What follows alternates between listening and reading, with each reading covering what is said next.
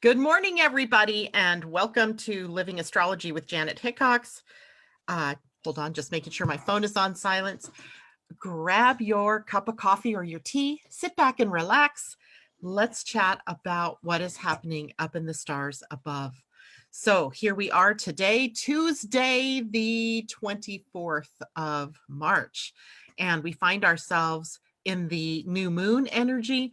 We find ourselves in a new human design week, and we find ourselves in the throes of new energy dictating the trajectory of our collective life path over the next several months. So we have a bit to talk about today.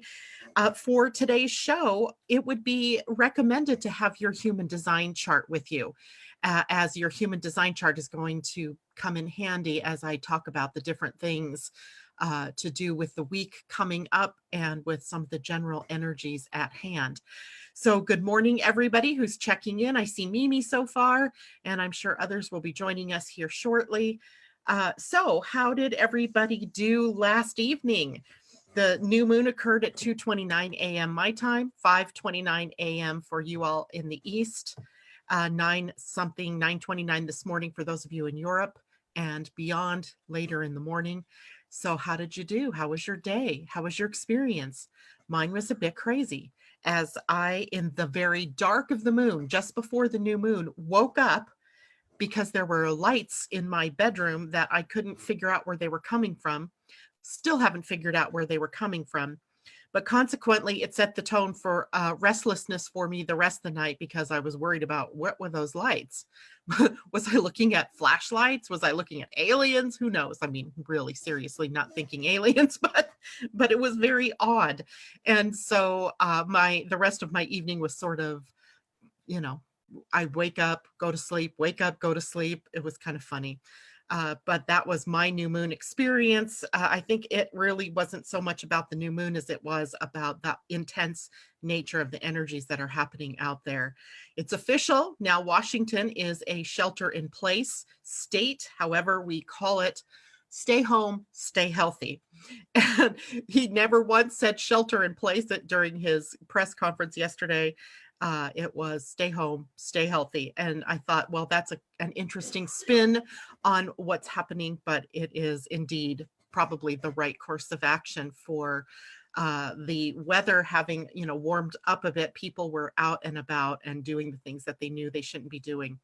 So it was so interesting to sit and listen to that and the surreal nature of that, even though I think the entire state, we knew it was coming. The number of deaths has increased to up over 100, 110, as I think it was yesterday. So it is coming home to roost. And I think the more that we do to cooperate, today's a day of cooperation with what the powers that be request of us. And when I say powers to be, I'm not saying things like the president or the governor even. I'm saying those people who are in the know, the ones that we know, that we trust, that have good pieces of information for us. Those are the people we want to be listening to. All of the other politicals and politicos, they actually have probably some kind of an agenda. So I prefer to listen to the medical professions, the people that are out there on the periphery, or even the ones that are on the front line doing things for the health of all. Now, that's not even to say that I believe that, that the president or the governors or the political people aren't telling us the truth. I just think that sometimes they have agendas that we don't see, right? There's sort of something going on under the surface. You may not be able to put your finger on it, but there's something going on. So they're spin doctors, right? So also, I'm really heartened by how I see things piling up out there in the world to show how community is coming together. Remember, we're supposed to be charting, you and me both are supposed to be charting the things that we're seeing out in the world that show us about how things could be with Saturn in Aquarius as we move ahead for the next couple of months with Saturn in Aquarius, and then how we will see that after he moves back retrograde into Capricorn and then again out into Aquarius in December. What can we look for the coming 2 years? Now, some of the stuff that we've been seeing, that I've been seeing, has been a little bit scary, a little bit weird, but overall, what I'm seeing is community. What I'm seeing is my daughter's friend taking a bunch of material and making masks for the people that my daughter works with in the medical profession, so that they are protected, because masks are in short supply. And so our gowns and gloves, all of the things that you hear about are really true. And even in the little town of Cedro-Woolley, tucked away here in rural Skagit County, the fact is that the shortages that they're talking about are true, right? That part is true. So I'm heartened to see how people, small, just an individual taking material and doing what she can. She's also been in the medical profession, so she knows what's required. Companies that are trying to pump out things that the medical profession needs. Even Hanes, the underwear company, right? Famously, their underwear, turning underwear into masks that can protect against the health workers to not get the coronavirus. So there's a lot of really good things going on. And those are the things that I want us to note, right? Because these are the high side, the potential for what comes as Saturn moves further and further into the sign of Aquarius. So that was one thing I noted yesterday. Other corporations also jumping in to help where they can. I know it's a process, and I know it's something that a lot of people have said the president should, put those factories to work making these things, and he's neglected to do that, or he's hesitant to do that. But on their own, people are jumping in and filling that gap. So that's a great sign for us moving forward. Good morning to Debbie Hedden. It's great to see you. Linda Marie, good morning. Marjorie Roth, morning. I am not in red, I'm in orange. I wonder if it's just my lighting in here that makes this look weird, but thank you very much. That's quite sweet of you. Debbie Tibbetts Two Meals says, good morning. And Natasha Venter, I saw you there a moment ago, but the comments, they go by so fast, I missed it, but hello to you. It's great to see you. Elisa Garcia, good morning. And here we go. Let's talk about what is happening today. We have a lot to talk about. We're going to talk a little about astrology, and we're going to talk a lot about human design today, because of all of the things that are going on in the universe at the moment. Human design has overtaken astrology, although that doesn't mean there's nothing going on in astrology either. Let's talk a little bit about that, and then we'll move on to some of the some of the other things that I want to talk about in terms of human design. So because we had the new moon last night in Aries, we know we are still in the moon in Aries throughout the entire day today. We have today a very easy day when it looks like, because there's no real transits happening other than the new moon. So the new moon and all of the things that we talked about yesterday that were a part of that new moon are still in effect. So nothing new popping up necessarily on the screen today, other than the things that we talked about yesterday. The sun conjunct the moon, and the sun and moon very close to Chiron, and the black moon Lilith and Salacia, and how that is a process of healing, working through healing. We talked yesterday about the degree that the moon was at and the nodes that were where they were. So we've done a lot of chatting about that new moon, so I don't want to drag us into that too much today. But here yesterday, while yesterday was our more cautious day in terms of, feeling that really good energy from the one feeling energy in the Pleiadian-Earth calendar, where we were having to hold ourselves back maybe just a little bit so that we could be in alignment with the new moon. Well, today's that day, right, where we have the open doors, the open gates, and the promise of new and the new beginning to actually be able to step out into the world with that. Now, tomorrow and Thursday are going to be interesting days. As remember now, let me show you the chart. So I'm going to quickly go over here and make sure I have that chart open and share my screen with you, because remember, the moon is in Aries, and when the moon is in Aries, it is going to trigger by square, or a 90-degree angle, the planets that are over here in Capricorn. And right now you can see these little tick lines right here? These are the planets: Pallas Athena, Jupiter, Pluto, Mars, and Saturn's over here. His little tick line is at the 0 degree. You can just see it right there. It's like an extension of this line here. But they're all very close together, relatively speaking. And that means as our moon gets later into the sign of Aries, we're going to end up with that moon squaring these planets. And so likely as we move into Wednesday, and particularly on Thursday, the world could be a little crazy yet again. There are going to be some challenges that crop up. And not only does the moon move into a square with the late degrees of planets here in Capricorn, the moon itself actually begins the move into Taurus on Thursday and comes into a conjunction with the planet Uranus after passing Eris. So we have a couple days. If you note in your chart, you know, for those of you who actually ordered one at the beginning of the year, you got your chart that looks like this grid. Have you noticed that the 25th and the 26th are in red? They're in red for a purpose, right? That those are tricky days. And maybe for you personally, they may not be as tricky, but the world itself is going to be a little tricky looking those days. Now, tricky meaning there can be some upsetting things. There could be some, you know, who knows, more of the same, because nothing's really changing except for every day something's changing. Something gets worse. So we are looking at the possibility of some kind of an awakening or an aha, maybe a revelation coming up later this week. And that all because the moon finishing her transit through the sign of Aries triggers all of those Capricorn planets and then moves on into Taurus to come into a conjunction with the planet Uranus. So, and then on to Venus later on in the week. So we have some interesting astrological energy coming up if we just look at the moon. Now, we also have a couple of Chiron transits to talk about today. They're minor ones, with the exception of the Sun conjunct Chiron, which we actually talked about yesterday because the Sun and the Moon were very close to Chiron in the new moon window.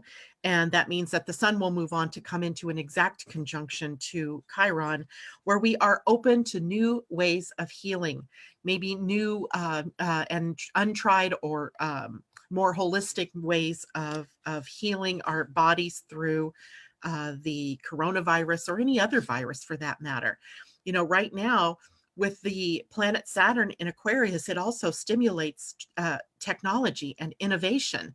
And Uranus is a planet that actually rules genius expressions and new technologies. You find real inventiveness when planets come into contact with Uranus.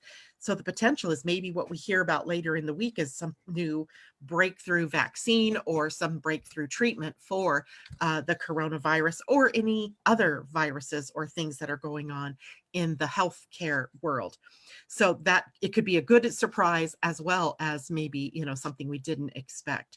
So that's coming up later. Sun conjunct Chiron, though, adding into that energy of alternative healing, right? And looking at new ways of healing. So I'm really interested to see how that's going to show up.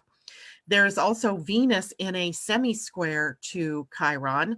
Venus, as you know, is in the sign she rules, Taurus. We've talked about that. She is there until April 3rd when she'll move on into Gemini. But for now, she's in a sign that she rules. And so it's very easy for us to get into our values, to deal with our relationships, and to deal with financial issues. Now, when she's coming into a semi-square, though, there's tension. And that can be tension as we see incorrectly the things that are going on, right? We might be seeing them through either rose-colored glasses where we want to see that all is well and that we're not noticing the problems, or at the other end of things where we see nothing but problems, right? It skews us really to see the differences in everything rather than how it is that we're alike. So if that's pertaining to your relationships, you can see it could be a separating feature this week and not one that brings us together. We have to work harder, I think, to be more aware of when it is that we're getting into judgment. You're going to hear that word again. When we are not being when we're being too much focused in how we're different instead of what are the things that bring us together and make us alike. So there's that. So let me take a look quick at the Facebook page now and see how things are going there. Jacqueline Lopez, great to see you. Same here, just the school has their own domain, so it's made it a bit confusing. Replying to Jacqueline, never mind. Jacqueline says, been so busy and I miss coming on. New York City has our kids and parents learning a new platform to help our kids continue education, likely for online education is what I would bet. And it's funny, Jacqueline, because I had this knowing this morning that you hadn't been on in the last few days. And I was like, oh man, I hope she is not ill. So I'm really glad to see you and to know that all is well, that you're just busy with kids and so forth. So carry on. And you can always listen to us later in the day when you get a chance. Okay. So no questions that I see here. So let's go on to talk a little bit about human design. As I told you all yesterday, we are today moving into a new series of contacts, this time by the Earth in the spleen. And in October and November, we deal with the energy of the spleen where the sun is sitting at all of the gates of the spleen. One by one, all of those gates are triggered. Well, when we move into March and April, we get to, and partly May in this year, we come to a point in time where what we're looking at is the Earth sitting at those very gates of the spleen. So week by week, the sun will move through a different gate, and some of those gates that the sun moves in through the next couple of weeks are challenging.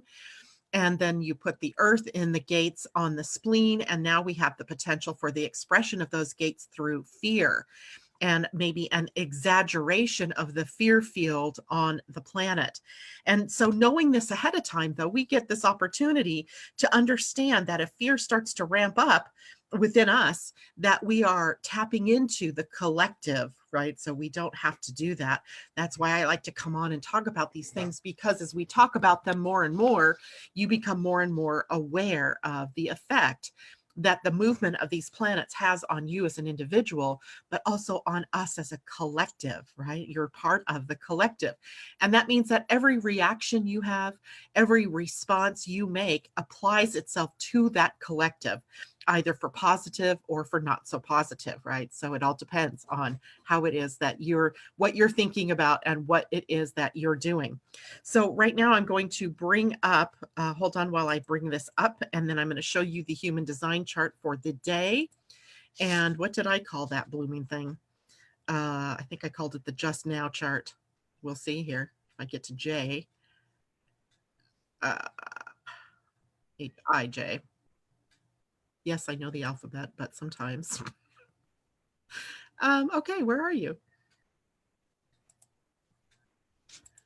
Okay, hold on, let me find it.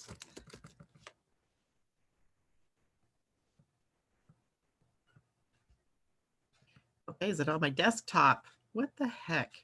Is it a download? It's a download. Here we go, guys. So let me pull this or share my screen. And voila, there we have. This is what the chart of the day looks like for human design. It is very similar to, it is basically, for all intents and purposes, we're looking at a reflector chart. There are no defined centers. All of the centers are white.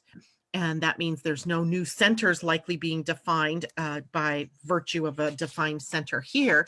However, all of these hanging gates could be connected to gates in your own human design that then make a center turn on, if you will, or become defined. So for example, the gate 61 is right now being defined by Pluto, Jupiter, and Mars. And is it still Mars? Let's see, where is Mars today? Still at 61. And Pluto still at 61 and Jupiter still at 61. So we have, 3 planets right here at this particular gate. And if you happen to have gate 24 defined in your natal human design, the whole channel of rationalization is now defined. And that means that turns on the head center and it turns on the ajna. And that's happening for me. I think my moon sits at the gate 24. So for right now my head and my ajna are turned on. So it's real easy for me then to forget that I am not meant to be tapping into only one set of beliefs or have certainty about anything, because in my natal chart, these are open. But right now, I may be becoming inspired by those same things over and over. I may be finding myself, struggling with certainty about what's going on and so forth. So that is just one way in which you could connect. Now, today, the sun has moved into the gate 17 right here on the ajna, and it's reaching down to the throat at gate 62. Now, the gate 17 is a really interesting gate because it's very powerful in the logic sequence of human design, in the logic circuit, we would call it, or the understanding circuit, we call it as well. So we have dual names where logic is just one term and understanding is basically the same kind of term, but just a different name for the circuit that really takes us into an understanding of how patterns develop and observing patterns, and then our ability to predict an outcome based on a pattern. So the gate 17 is our entry point into that. If we were looking at the scientific method, for example, this would be where we state a hypothesis, where we prepare to go out and prove the hypothesis is true or disprove it. So the gate 17 is beginning that journey of recognizing patterns, and it is also called a gate of opinions, because in science, a hypothesis is really just an opinion until it has proof. And that's what the gate 17 is all about. Where's the proof? Now, this is a gate that will drive maybe some interesting debate and discussion as a sort of launching pad for the future of everybody, right? Or the future of well-being of the population. So what we're seeing this week then is this very powerful energy to go out and test things, right? Let's test our hypotheses and see if they work, if they stand the test of time, and that if they stand the test of testing through other people and other labs, for example. So if I was a lab and I was testing a drug, and in my lab, all of my results are positive and show that my hypothesis is correct, that's not enough in science, right? Other labs now have to be able to recreate the same experiment and get the same sort of results in order for that hypothesis then, or that opinion, to become true or to become fact. So here we have the awareness of an idea, the awareness of a potential, but no facts to back it up yet, right? The facts come later after time and testing and further pushing into the logic circuit. So when we look at this gate, the sun puts a lot of powerful energy here. And how interesting that we're dealing with a pandemic where we have a lot of labs and scientists right now applying their skills and their skills and talents to trying to find a cure or a vaccine or ways to treat it that are new and different. So this gate promotes kind of innovation and the testing of hypotheses. So, for example, when you hear people that are non-scientists come out and say, this drug is proved to work wonders, and then our FDA going, wait, not so fast, that has not been proven, that is where you're sharing opinion versus where you are sharing an actual hypothesis turned theory. I hope you guys get that, right? It seems very scientific, but the logical mind is very scientific, or science uses or relies upon the logical mind. Now, I'm not saying that logic is all that it's, cracked up to be, because there's other ways of knowing as well. And if you look at this particular gate, the 17, through the gene keys, what you see is the shadow energy, the fear field energy is opinion. Right? Everybody has an opinion, right? Everyone has an opinion, whether they're right or wrong, hasn't been tried, hasn't been tested. And we can't, say that what you're saying is true. Even me, right? If what I'm telling you, you need to go out and test for yourself. That's the nature of the shadow here, is where opinions get spouted off or shared as truths. and then we discover later they're not true. But if we move from the shadow to the gift frequency, what we see is farsightedness, right? The ability to see out down the line, down to the future, where we can take our ideas and our inspiration and we can test them. And through that testing, maybe we have to test 1,000 times, maybe we have to test 2,000 times before we hit upon the right combination of things that can then become a proven theory. So we have farsightedness, and in the highest expression, we have omniscience. That is such a fascinating word, right? Omniscience, knowing all, knowing all. So we take farsightedness and we move it into that energy that we often think of as related to God, right? God or source energy, being omniscient, all knowing, all seeing, just all knowing. So we have a really interesting week with the sun energy. But we also have the earth involved, and the earth is going to be sitting right here at the gate 18. And this is the spleen. I'm going to see if I can magnify this a bit and bring, I want to see if I can I slide that up? Oh yeah. So here we go. This is the spleen. Now on your chart, if you're looking at your chart, you may see this in a completely different view, right? This may it may be colored in brown, which means you have a defined spleen. If it's colored in brown in your chart, likely one of these channels is connected to another center, either through to the root center, or maybe through to the sacral, or maybe up to the identity center, or maybe even completely up to the throat center for manifestation and communication.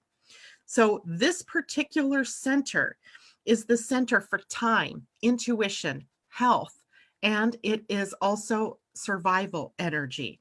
So this is the most primal energy we have in our human design.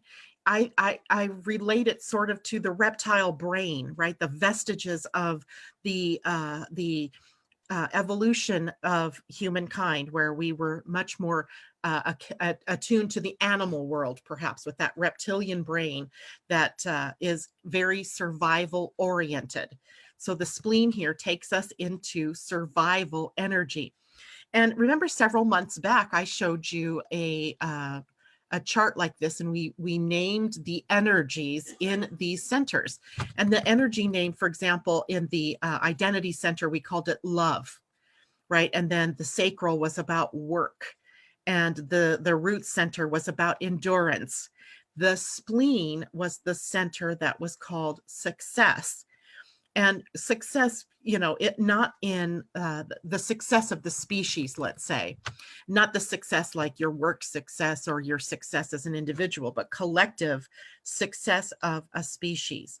And we've done that, right? We've done that. And that is partly why this is morphing over the next 7 years into your entire human design is changing to the elimination, if you will, or the relegation to the past of the spleen into the prominence of the emotional center. But now, as we have the earth moving through every one of these gates, we get the opportunity to really clear that fear field in our own energies. So what are we going to be looking at? Well, one after another from now until May 1st, we have the earth, which seeks evolution. So when we're looking at the sun up here at the gate 17 shines this gigantic spotlight on what it is that we're meant to take in. So we're meant to take in this idea of farsightedness and omniscience, right? And then down here, the earth lays down a challenge for us to be able to work through to get there.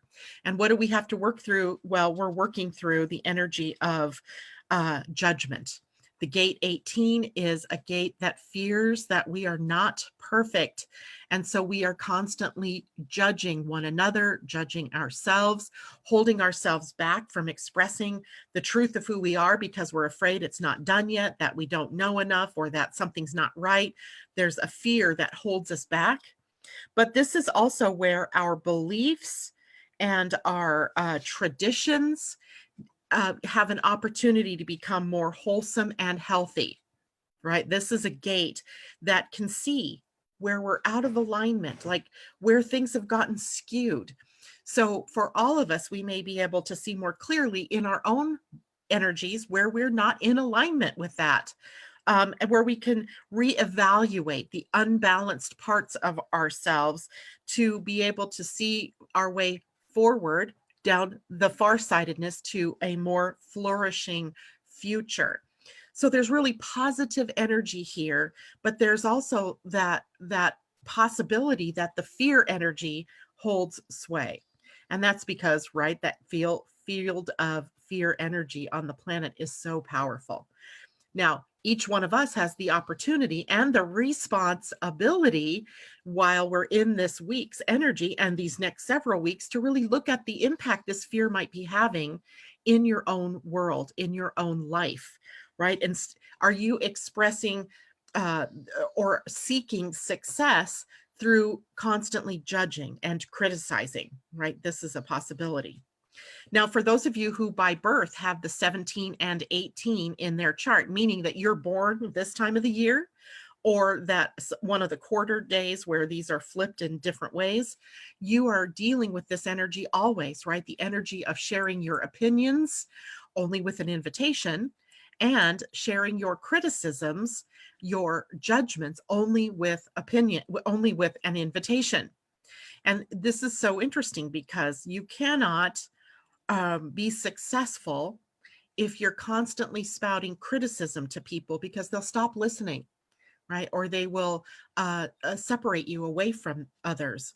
And then that begins to really undermine your own energy. So these two energies are really about, they're not part of the throat, right? But they're both aiming at the throat, perhaps, or wanting to get to the throat. This one doesn't even have direct access to the throat, right? So our energies of perfection and judgment and criticism don't make it to the throat unless there are other energies that help it get there. So anytime in this week that you feel like you need to share an opinion, or that you need to speak up and tell somebody that they're not in alignment with something, watch your step, right? You can't do that and be successful at it by just spouting. It's always better if you ask first. I've observed a few things about this project that you're working on. May I share my opinion with you? And you wait for a yes or a no. And if you get a no, you must wait. You can't share. If they say yes, then you have an opportunity. And then it's not that the people that have 17 and 18 are mean-spirited or that they don't speak to things in a positive way. It's that it's not received by others in a positive way because there wasn't an invitation first. So we'll want to be watchful of that. Now, all of us are going to have these two gates defined in our chart. So those of you who aren't used to this kind of way of working in your life, who just suddenly want to spout out that dress looks horrible on you, why don't you change your clothes? Or whatever. People share opinions all the time, but maybe catch yourself this week, stop yourself and wait for that invitation. Either just wait for someone to say, hey, what do you think about this? Or you could say, I've been observing you in this project and I'd love to share a couple of insights if that's okay. That's the kind of way that we need to work with this energy this week. So we're reevaluating the unbalanced part of ourselves so that we can set ourselves up for a flourishing future by using farsightedness, right, and omniscience. At the same time, we're engaging in debate and discussion as a launching pad for our well-being, for the well-being of everyone. And we see this, I don't know about how things are going for those of you in other parts of the world, but here in the United States, our Congress right now is again engaged in an epic battle of separation and polarization and division over who gets what in the economic stimulus package. Now, debate and discussion are valid, right? We need the debate and the discussion as a launching pad for our future well-being as a people. And what I think they're missing in all of this is, we have one side that is upset because there's too much for corporations, too many benefits for corporations. And on the other side, these people, are wanting these benefits for corporations and not as much going to the common people. And the opportunity here for everybody is to start working together in a new way and say, wait a minute, we've got to give and take here. We need our corporations to be healthy because they support the jobs, but we also need our people over here who don't have jobs to have something, a safety net for the next couple of months until we get these corporations back on their feet. So there's a real opportunity right now for people to come together in ways that can finally, hopefully, start, moving us past this division and this polarization.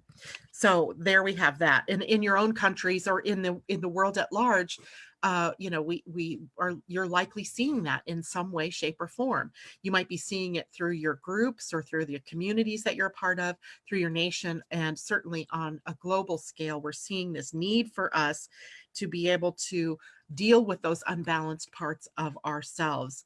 So the next several weeks are all going to be about how do we balance the potential for these success energies, the pushing us for survival to turn into fear, and how do we deal with the fear should it pop up, right? And the way to deal with the fear is to look at it squarely, embrace it, understand that it's a part of what has kept you alive for millenniums, and that it is a part of who we are as human beings, but it doesn't have to define you, right? That fear does not define you. And the moment that we embrace it, the nature of the spleen energy is time. Remember, time, intuition, health. Time is in the now in the spleen. The moment that you choose to feel that fear and live with that and just say, thank you very much for informing me, and move forward fearlessly, is the moment that that fear loses its hold on you. So the nature of time in the spleen is also on our side here, in that the moment we choose to, it disappears or dissipates, and maybe it doesn't even come back. The more times that we allow that to happen, the more opportunity we have to erase the fear field on the planet. And I'm all for that. Okay. Anything else I want to say about that? Quickly, I want to just go, you're going to see me pop back over here. Jacqueline says, kids took over my computer and laptop. Jacqueline says, that would be me. It's hanging in my chart if I'm correct. Deb Johnson says, I think I should have been a scientist. Courtney Robinson, good morning, sweetie. It's good to see you. I think I should have been I went to college to be a scientist. When I was a teenager, I wanted to be a meteorologist, a weather girl. And that was funny because I flew up here to Washington as a gift from my sisters for my graduation, my high school graduation. And I was literally, if it wasn't for a boyfriend, I would have literally gone to the University of Washington, and I would have ended up as a meteorologist. That was my goal. After I had kids, that's when I went back to school. And that is when I started studying biology and chemistry, again, with the idea of being a scientist, which at that point I thought, no, I don't want to be a scientist, but I wanted to teach high school biology and chemistry. And then that blew up on me suddenly at my Uranus opposition. I ended up into metaphysics. So science has served me well. But there's this whole other part of me that was just begging to be expressed, right? That wasn't the logical, sequential, concrete thinker. There's this whole other part of me, the other Gemini twin, that was very much more spiritual and very much more creative and wanting to express a different side of myself, which eventually wins. But now in my position, what I do with all of you is to be able to merge those two, right? So it's an interesting path, right? When you start looking at your life and what you chose and how life chose you for you in some cases, and how that all has served to bring you to where you are right now. So I love that aspect of us. Okay, so I don't see any questions popping up about the spleen. Or about what to expect over the next week with the spleen. So now I am going to transition over to something else that's happening today in our human design. So again, hopefully you still have your human design chart up. So in astrology and in human design, we have the nodes. You might have heard them called the dragon's head and the dragon's tail. You hear me talk about the axis, the nodal axis. I showed that to you, I think it was yesterday, maybe it was last week, I showed you, I outlined the nodal axis where the south node, which is the collective talents, gifts, experiences from the past. The dragon's tail then meant to be poured outward toward the north node or the dragon's head, where we are using the more the gifts and talents and experiences that we've had in new and crazy ways, right? New and extraordinary ways.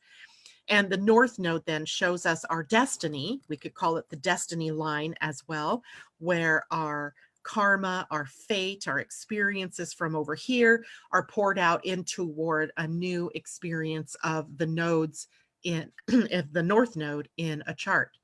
So we all have a place in our personal astrology charts and our personal human design that shows us what our nodes are, and that shows us our life path trajectory.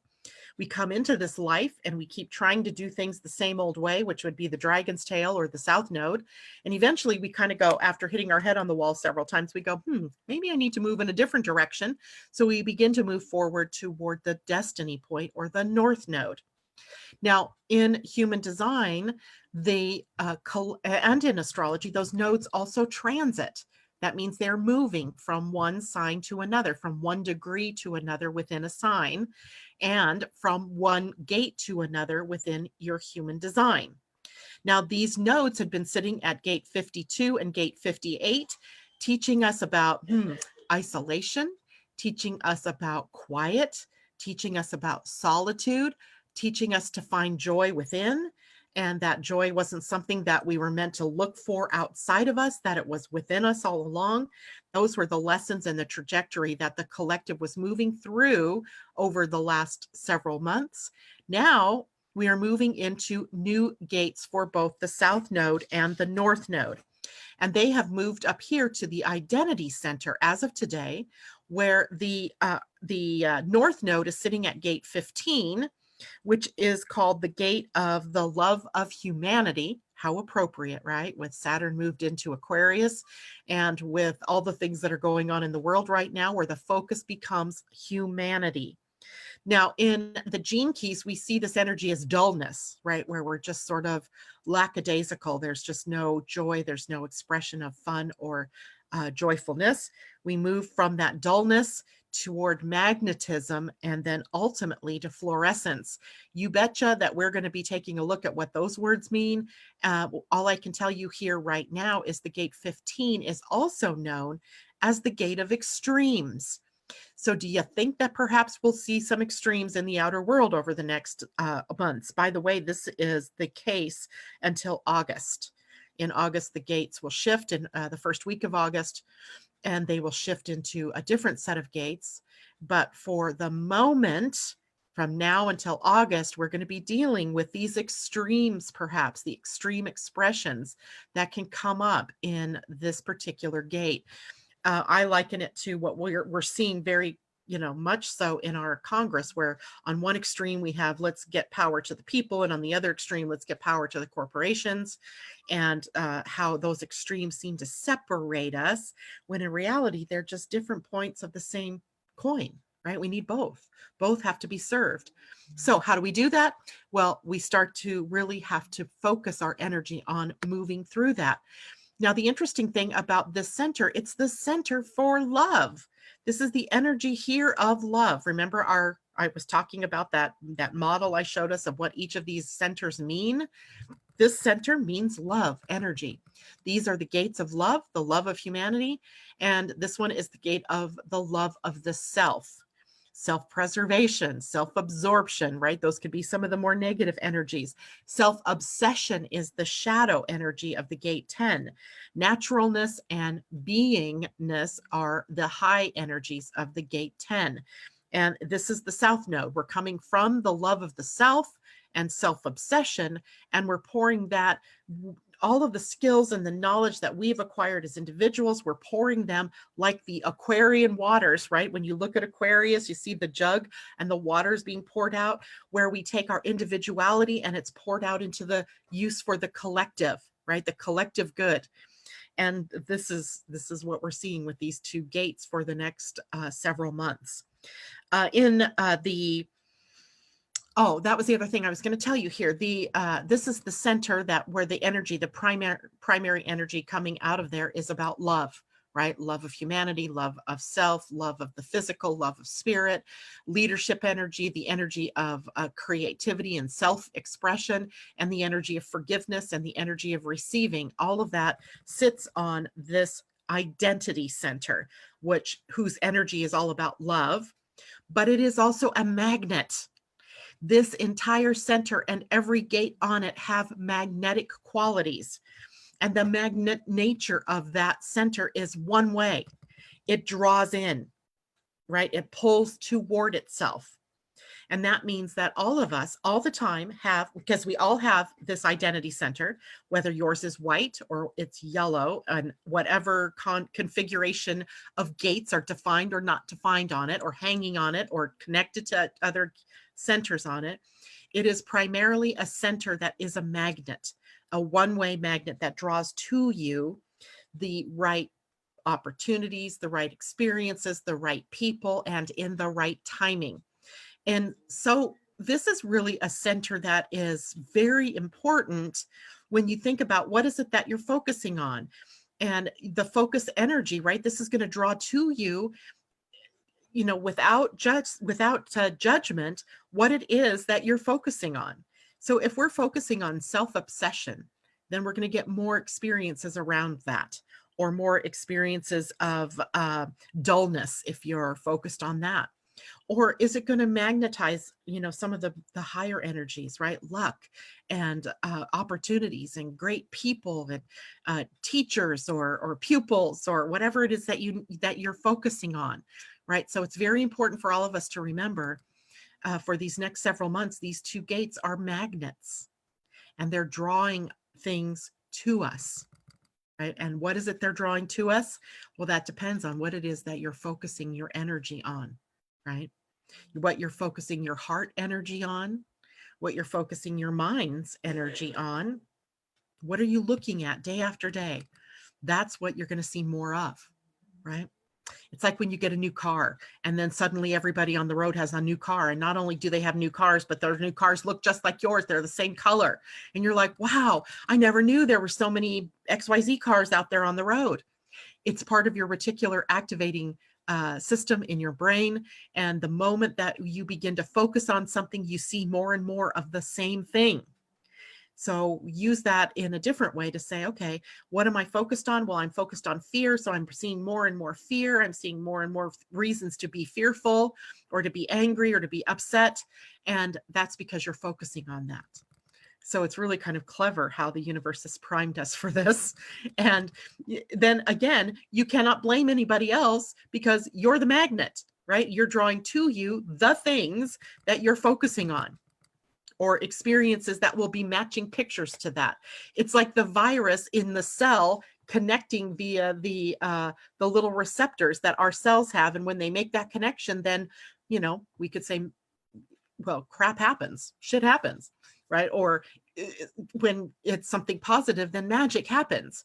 So we want to kind of push ourselves to allow more magic to happen, to be the magnets for magic and for good things, for positive. And also, though, the universe does also, your identity center attracts to you the lessons that you need to learn in order to move on.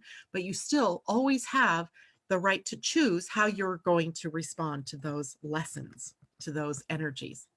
All right, I'm going to stop sharing for a moment. Going back to Facebook, Lex Wolfberg, where attention goes, energy flows. That is exactly it, right? And welcome, Lex. I've never seen you in here, so it's nice to see you. Thank you for joining us this morning. And Deb says, love of our planet and its inhabitants. That's indeed. Oh dear, mine is defined in yellow. Don't be oh dear, it is awesome. If yours is defined in yellow, then you have a defined identity. You have a defined way of loving yourself and of attracting things to you. So if you don't like what it is that you're attracting to yourself, then you need to set about to change that, because remember, that's broadcasting energy. So that's what you're broadcasting. So you need to be able to choose what it is that you really want to magnify or magnetize towards yourself. Okay. I don't see any other questions here. Let's do a quick rundown of the Pleiadian-Earth energy of the day. I find it's really interesting. I'm so loving the Pleiadian-Earth energy. I just can't tell you enough how I love being able to see a pathway laid out in pretty clear English of our spiral of consciousness, of how we can consciously evolve each and every week through the 13 days that comprise the week in the Pleiadian Earth energy. So yesterday was the day one, right? So we began a new week yesterday with one feeling. And the feeling energy was about emotions, right? And our choice to express emotion. How do we respond versus how do we react? And that becomes the umbrella energy for the entire 13-day week. Even though there are other energies that are coming at us every day during that 13-day week, that one energy sort of is that umbrella that keeps it all sort of coherent, if you will. So if you can find the coherent thread that's moving through that in your own life, then you're seeing your own consciousness in its evolutionary state. Isn't that amazing, right? That's why I love this. So today is the day 2. The 2, or the number, represents the universal energy of the day and how it is that we are, whatever life form we are on the planet, whatever planet we happen to be on or solar system we happen to be in, we're universally in this energy of 2. This is the pulse of duality. So this is where we take that one feeling energy and it splits into 2. Right? It splits in that unified impulse that came from source yesterday. Now splits into the 2, right? So we see duality that pops up here. The 2 forces, the 2 faces of feeling, right? Response or reaction, right? So we are going to see that here very clearly today, maybe even in our own selves as we begin. Are we in reaction to something or are we responding? Responding is more of an activated conscious choice you're making, where reaction is much more of a knee-jerk, I'm, coming from some kind of stimulus energy rather than responding. So for purposes of expansion, duality was created, right? If everything stays one, then there's no growth. It's all one. But when it splits, right, with duality, we begin to be able to learn and experience the other, right? We get to experience different people.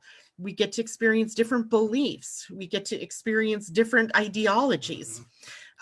We get to experience those black and white, and we get to experience up and down. And unfortunately, humanity, we've taken that duality and we've used it as a tool of separation, which was never the intention. Well, it could have been the intention of spirit for us to learn how to bring that back. But as humanity, we use that duality or that energy of difference to separate one another. So today may be a day of conflicts and oppositions, urging us to move more toward cooperation, to valuing every facet of what is happening. In other words, your opinion and my opinion, even though they may be different, are really part of something that is the same. So here we are being urged to see our differences as ways to come together and cooperate, not making one wrong and the other right, right? That is not the energy that we're meant for. So here's where we get the opportunity to practice alchemy. Remember last 13 days ago, we talked about alchemy, right? And here's our opportunity here again to practice alchemy, to seeing how the differences bring us together instead of taking us apart, right? All of our differences then are gifts to us when we're dealing with this. They're opportunities for us to correct every place within us where we compete or where we believe we're right and you're wrong, right?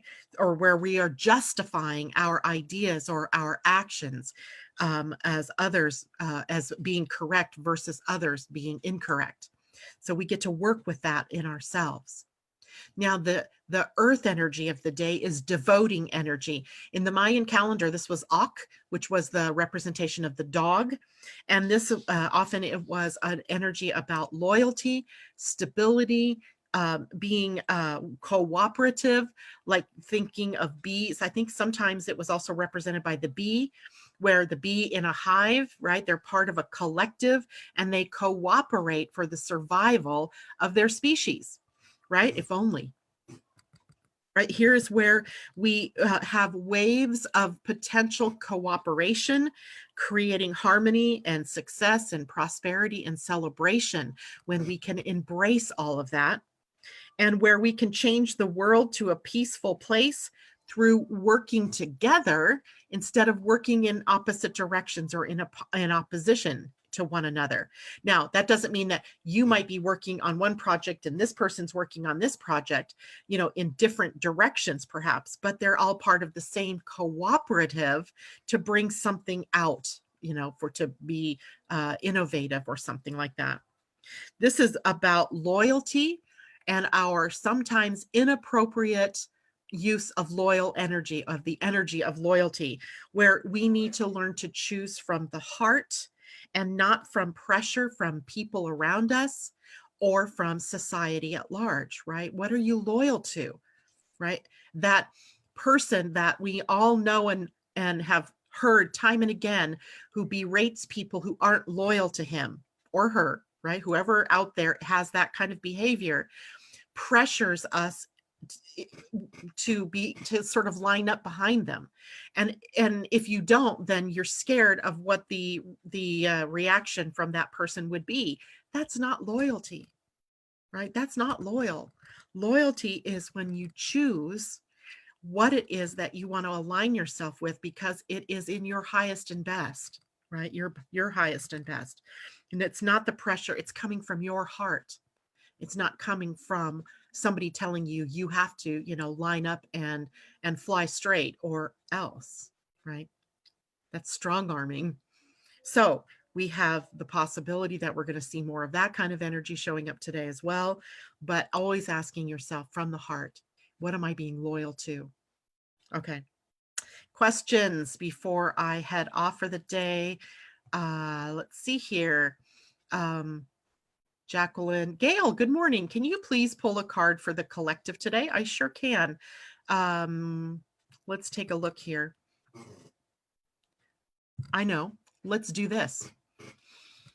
Let's do one of our stories, right? Is that okay with you, Gail, if we do that? And let's look deeper at the energy of the gate 18, mostly because I love this card.